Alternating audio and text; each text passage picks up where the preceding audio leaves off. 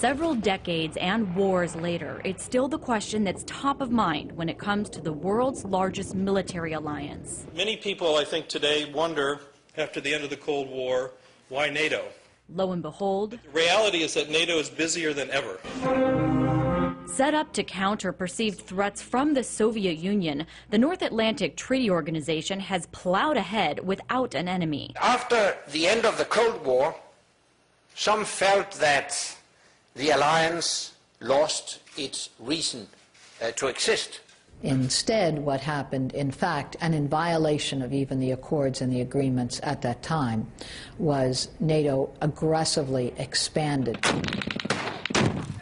And a larger alliance that once promised peace has instead pledged bombs and troops to Afghanistan going on a decade.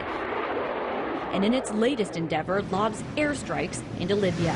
Despite uniting on new strategic goals back in November, Libya has launched the allies into discord. Some countries don't want to actually, shoot ground targets.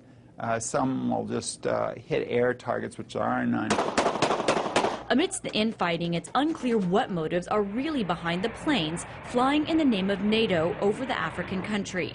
Is it the personal aspirations of a leader? The French policy today, is it a French policy or is it a Sarkozy policy?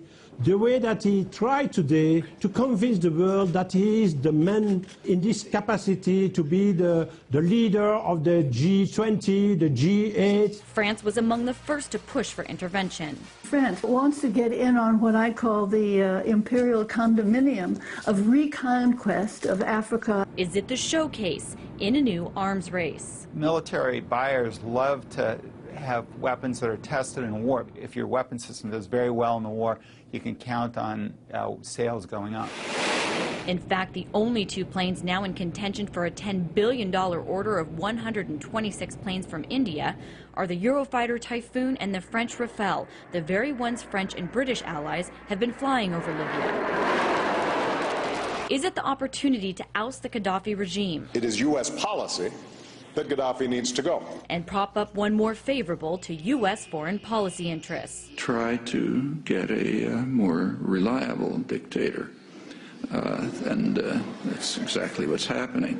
Of course, describe it as a humanitarian intervention. A so-called humanitarian intervention that critics argue was never warranted, but which now may be causing a humanitarian crisis. We didn't stop a bloodbath, but we are prolonging and perpetuating the suffering of civilians in Libya. Suffering that is now washing up on the shores of NATO allies by the boatload of refugees, as NATO's leader comes to U.S. shores. The NATO Secretary General meets here with the keeper of the keys in Washington, President Barack Obama. Now, though the United States has seemingly stepped back from Libya, the U.S. is the #1 contributor to NATO, and therefore many would see the U.S. really as being NATO. Now, this comes at a time when the conflict in Libya on the ground, more and more people are calling a stalemate. And amidst the allied infighting, as well as rising costs in every sense, that same question people have been asking for decades comes to mind. After the end of the Cold War, why NATO? Lauren Lister, RT, Washington, D.C.